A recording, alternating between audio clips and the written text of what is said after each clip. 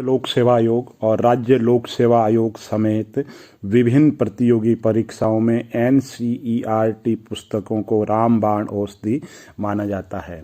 NCERT पुस्तकें कैसे पढ़ें, इस पर यह वीडियो बनाया गया है। दोस्तों, पहली बात तो ये कि आपको पहले छोटी कक्षा की पुस्तकों को पढ़ना चाहिए और धीरे धीरे 11th-12th की पुस्तकों की ओर आपको बढ़ना चाहिए। और एनसीईआरटी पुस्तकें पढ़ने के लिए सबसे पहले आप पाठ को पढ़ें, पूछे गए सवालों को पढ़ें और पाठ का सार तत्व ग्रहण करते हुए शॉर्ट्स में नोट्स बना लें, क्योंकि एनसीईआरटी की पुस्तकें आपको बार बार नहीं पढ़नी है। बार बार तो आपको खुद के बनाए हुए नोट्स ही पढ़ने हैं और इन नोट्स को भी आपको अपडेट करते रहता है समय समय पर।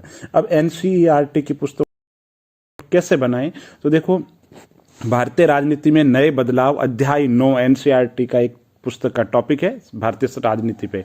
तो एक पेज का मटेरियल है, उसको आपको शॉर्ट में कैसे करना है कि भारतीय राजनीति में पहला दौर बदलाव का 1989 में कांग्रेस की हार है, जिसमें 1984 में 415 सीटें लाने वाली कांग्रेस 197 पे सिमटी।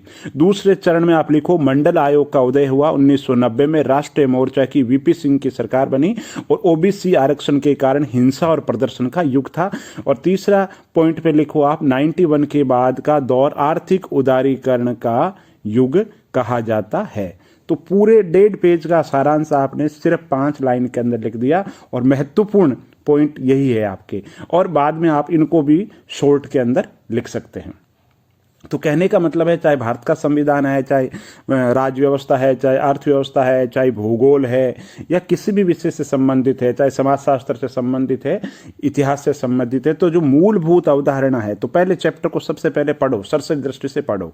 फिर आप देखो कि उस पर क्या क्या सवाल पूछे गए हैं। इसके अलावा एनसीईआरटी बच्चों को पढ़ाने के लिए है, तो बहुत ही इंटरेक्टिव तरीके से पढ़ाया गया है।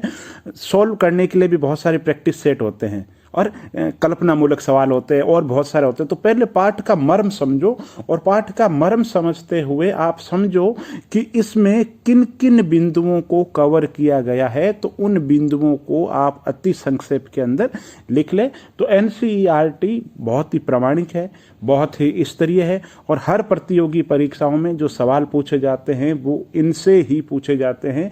तो गाइडों की बजाय आप एनसीईआरटी को पढ़ो, अपडेट है एनसीईआरटी और बहुत ही इंटरेक्टिव तरीके से पढ़ाया गया है।